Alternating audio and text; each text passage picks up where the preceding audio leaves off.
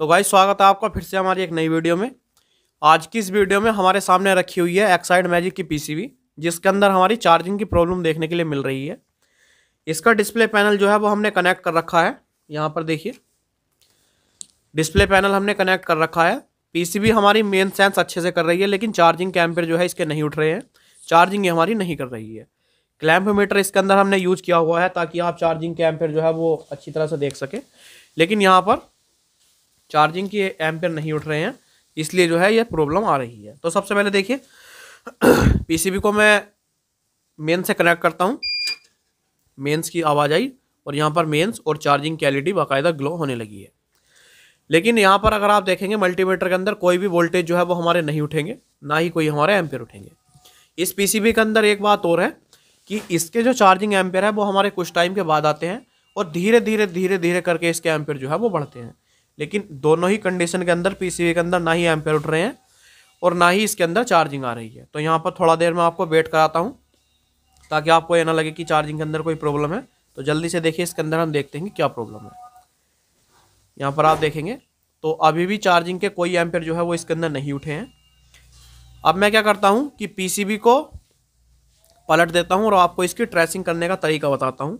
तो यहाँ पर देखिए इसका ट्रेस करने का तरीका है वो बिल्कुल सिंपल है। एक ही बार में आप इसकी चार्जिंग को कंफर्म हो जाएंगे कि चार्जिंग के अंदर हमारी प्रॉब्लम कहाँ से है। यहाँ पर आप देखिए दूसरी पीसीबी यहाँ पर उठाता हूँ और आपको बताता हूँ। ये देखिए इसके अंदर जो हमारी चार्जिंग निकली है, आपको सीधा जो ट्रेस करना है वो करना है R36। यहाँ पर हमारी एक रेजिस्टेंस लगी हुई है। यहाँ पर R36 जो है वो 220 ओम की रेजिस्टेंस है। इसके आपको इनपुट पे चेक करना है। यहाँ पर आपको कुछ मिली वोल्ट देखने के लिए मिलेंगे। अगर ये हमारे वोल्ट आ रहे हैं तो इसका मतलब है कि माइक्रो से जो है वो हमारी चार्जिंग की पल्स निकल रही है। यहाँ से अगर मैं आपको इसे ट्रेस करके दिखाऊँ तो ये देखिए इस तरह से जो है इसकी पल्स जो है वो हमारी निकली है इस तरह से यहाँ पर। और ये जो आई है ये आई है हमारी इस पिन पर। ये पिन अगर मैं आपको काउंट करूँ तो यहाँ पर देखिए 1 2 3 4 5 6 7 8 9 10 पिन नंबर 10 से जो है इसकी चार्जिंग की पल्स निकली है। यहाँ पर मैं आपको चेक कराता हूँ। यहाँ पर देखिए आप देख सकते हैं मल्टीमीटर के अंदर 0.8 वोल्ट के समथिंग जो है चार्जिंग पल्स निकली हुई है। और अगर आप एमओसी के पिन नंबर 1 पर चेक करेंगे यहाँ पर, तो यहाँ पर देखिए यहाँ पर भी जो है वो पल्स हमारी आई हुई है।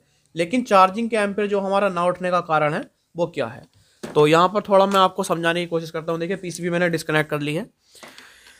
अब आपने देखा होगा कि जितने भी हमारे स्क्वायर वेव इन्वर्टर थे उसके अंदर हमारा ट्राइक यूज किया जाता है ताकि हमारे चार्जिंग को जो है वो कंट्रोल किया जा सके।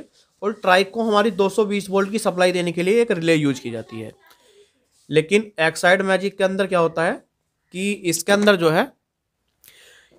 जो है वो हमारा रिले जो लगा हुआ है वो ट्राइक को सप्लाई ना देने के लिए, बल्कि जो ट्राइक से हमारी सप्लाई निकलती है 125 वोल्ट की उसके बीच में लगा है। देखिए स्क्वायर वेव पीसीबी जो हमारी दूसरी है उसके अंदर ट्राइक को 220 वोल्ट की सप्लाई देने के लिए हमारा रिले का यूज किया जाता है। लेकिन एक्साइड मैजिक के अंदर ट्राइक से जो हमारी सप्लाई रेगुलेट होकर 125 वोल्ट के समथिंग निकलती है उस पर जो है हमारी रिले लगाई गई है। अगर आपको ये सारी चीज़ें डिटेल में जाननी है कि कौन सी रिले किस लिए लगाई गई है, कौन सा कंपोनेंट किस लिए काम में लिया जाता है, पूरा इन्वर्टर हमारा किस तरह से वर्क करता है, कौन से कंपोनेंट का क्या यूज है, तो आप हमारी ऑनलाइन क्लास के अंदर ज्वाइन हो सकते हैं। डिस्प्ले पर दिया गया नंबर आपको इसके ऊपर केवल व्हाट्सएप पर लिखना है कि हमें क्लास करनी है। उसके बाद क्लास की सारी डिटेल जो है वो आपके साथ शेयर कर दी जाएंगी। तो यहाँ पर हम अपनी बात पर फिर से आते हैं। सबसे पहले पिन नंबर 10 से जो है चार्जिंग की सप्लाई निकलती है, चार्जिंग की पल्स निकलती है। वो हमारा एमओसी 3021 को ऑपरेट कराती है, ऑन कराती है। ऑन कराने के बाद जो है वो हमारा ये जो हमारा ट्राइक लगा हुआ है जिसका नंबर है BTB 16, इसके गेट पर आती है। ये ट्राइक जो है वो हमारा ऑन होता है। 220 वोल्ट की सप्लाई ये लगभग 125 वोल्ट में कन्वर्ट कर चार्जिंग वाली टेपिंग को दे देता है। और इसी के बीच में जो है वो हमारा रिले लगा हुआ है, तब जाकर हमारी चार्जिंग जो है काम करती है। तो अब हम देखते हैं इसके अंदर क्या प्रॉब्लम है। तो यहाँ से बाकायदा जो है वो हमारी पिन नंबर 10 से चार्जिंग की पल्स निकल रही है, लेकिन आगे जो है चार्जिंग की टेपिंग तक हमारी नहीं पहुँच रही है। तो इसका क्या कारण हो सकता है, उसके लिए जो है वो पीसी को हमें पलटना होगा। पीसी भी हमने जो है वो पलट ली है। बैटरी का जो वायर है वो हमारा हट गया है, इसे लगाता हूँ।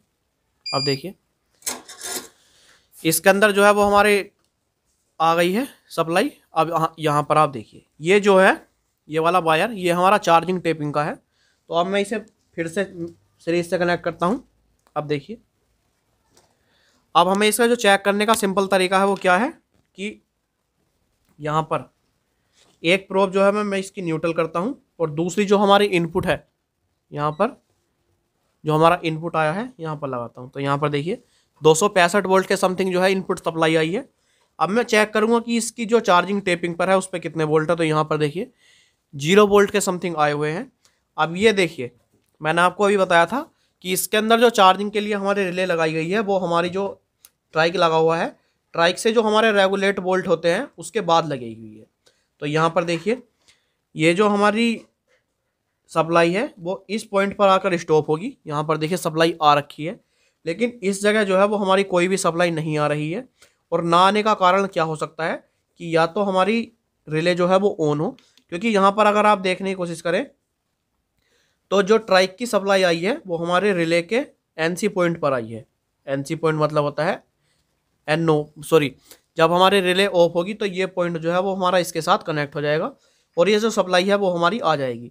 लेकिन यहाँ पर अगर हम देखेंगे तो देखते हैं कि रिले पर हमारा कोई वोल्ट आया हुआ है क्या। तो यहाँ पर देखिए रिले के अंदर जो है वो हमारे 9 वोल्ट आए हुए हैं। इसका मतलब है रिले हमारा ऑन हो गया है और इस वाले जो हमारा पोल का कनेक्शन है वो हमारे NO के साथ हो गया है, इसलिए जो है वो हमारी कोई भी चार्जिंग एम्पेयर नहीं उठ रहा है। इसे कंफर्म करने के लिए आप एक टुकड़ा लेंगे वायर का और इस पॉइंट को इसके साथ शॉर्ट कर देंगे। तो यहाँ पर देखेंगे आप, जैसे ही मैं इसे शॉर्ट करूँगा क्लैम्प मीटर के अंदर आप देखना तो चार्जिंग के एम्पेयर जो है वो हमारे उठने चाहिए। यहाँ पर देखिए चार्जिंग के एम्पेयर जो है वो हमारे उठ गए हैं। इसका मतलब है कि रिले जो है वो हमारा ठीक काम कर रहा है। जो हमारे रिले पर सप्लाई आ रही है उसके अंदर कहीं ना कहीं हमारी प्रॉब्लम है। तो यहाँ पर हम देखते हैं ये जो है हमारी PCB है, इसे पलट लेते हैं और देखते हैं कि इसके अंदर सप्लाई जो है वो कहाँ से आई हुई है। ज़्यादातर ये जो प्रॉब्लम आती है वो हमारे ट्रांजिस्टर के शॉर्ट होने की वजह से आ जाती है, क्योंकि रिले को ऑन कराने के लिए जो हमारे ट्रांजिस्टर यूज में ले जाते हैं वो कई बार शॉर्ट हो जाते हैं, जिसकी वजह से रिले हमारी ऑन ही रह जाती है। तो यहाँ पर देखिए इसके अंदर 2 ट्रांजिस्टर हमारे यूज किए जाते हैं। सबसे पहले जो है वो हमारा Q14 है। Q14 जो ट्रांजिस्टर है वो हमारी इस रिले को ऑन कराने के लिए यूज में लिया गया है और Q17 जो हमारा लगा है वो हमारी चार्जिंग वाली रिले को ऑन करने के लिए लगाया गया है। तो इस टाइम जो है वो हमें चार्जिंग वाले रिले पर फोकस करना है। तो हम चार्जिंग वाले रिले को चेक करते हैं। चार्जिंग वाले रिले पर लगा सबसे पहले डायोड चेक करेंगे। तो डायोड की जो ड्रॉपिंग है आप देख सकते हैं बिल्कुल ठीक है, बढ़ती जा रही है। अब मैं इस ट्रांजिस्टर को चेक करता हूँ। तो यहाँ पर देखिए ट्रांजिस्टर जो है वो हमारा फुल्ली शॉर्ट है, जो कि Q17 की लोकेशन पर लगा है। इसकी जो वैल्यू है, जो ट्रांजिस्टर जो है हमारा नंबर का लगा हुआ है वो है हमारा 1F। इसकी जगह आप कोई भी 1F ट्रांजिस्टर लगा सकते हैं, प्रॉब्लम आपकी सॉल्व हो जाएगी। तो जल्दी से इस ट्रांजिस्टर को जो है मैं बाहर निकाल देता हूँ। यहाँ पर देखिए ये ट्रांजिस्टर मैंने आपके सामने बिल्कुल बाहर निकाल दिया है। अब मैं इसकी जगह दूसरा ट्रांजिस्टर लगाऊंगा। उससे पहले मैं यहाँ पर इसकी शॉर्टिंग चेक कराता हूँ। यहाँ पर देखिए किसी भी तरह की कोई शॉर्टिंग जो है वो हमारी नहीं है। अब मैं नया ट्रांजिस्टर इसके अंदर लगाता हूँ।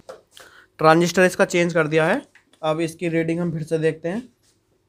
तो यहाँ पर देखिए रीडिंग जो है वो हमारी इसकी ठीक आ चुकी है, 689 के ओम के समथिंग। और दूसरी पिन पर हम चेक करते हैं तो यहाँ पर 696।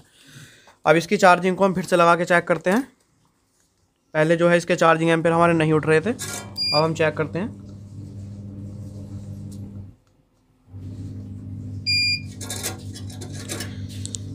PCB पलट रखी है। अब PCB को मैं मेन से कनेक्ट करता हूँ। यहाँ पर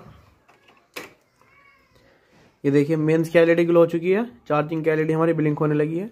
अभी कुछ टाइम बाद इसके अंदर जो है वो हमारे एम्पेयर उठेंगे इसके, और मल्टीमीटर के ऊपर बैटरी का वोल्टेज जो है वो हमारे इंक्रीज होंगे। यहाँ पर देखिए 0.124 इस तरह से इसके एम्पेयर उठ रहे हैं। और वहाँ पर आप देख सकते हैं बैटरी के वोल्ट जो है वो भी हमारे बढ़ रहे हैं। तो इसके अंदर जो हमारी ख़राब थे वो हमारी 2 चीज़ ख़राब थी। एक तो हमारा ये जो हमारा 3052 लगा हुआ था,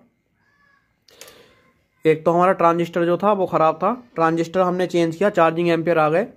लेकिन चार्जिंग एम्पेयर आने के बाद इसके अंदर क्या हो रहा था कि बार बार अगर हम मेंस का वायर हटा रहे थे और फिर लगा रहे थे तो एक बार चार्जिंग एम्पेयर आ रहे थे और फिर हमारे चार्जिंग एम्पेयर चले गए थे।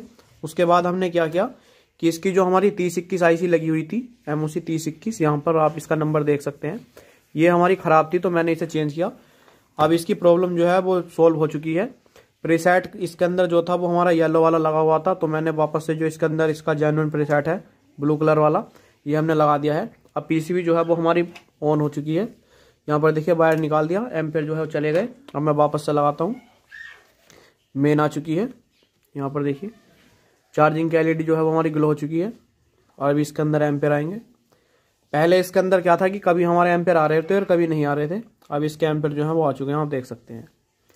तो इसकी चार्जिंग जो है वो पिन नंबर 10 से निकली है। पिन नंबर 10 से निकलने के बाद R36 के इनपुट पर गई, जो हमारी 220 ओम की रेजिस्टेंस है। इसके बाद सीधा MOC की पिन नंबर 1 पर। इस तरह से इसकी चार्जिंग जो है वो हमारा काम कर रही है। वीडियो अगर अच्छी लगी तो वीडियो को लाइक कर देना, और ऐसी नई नई वीडियोज़ के लिए चैनल को सब्सक्राइब जरूर से कर लेना। देख सकते हैं 14.30 का समथिंग जो है वो हमारे वोल्टेज चले गए हैं।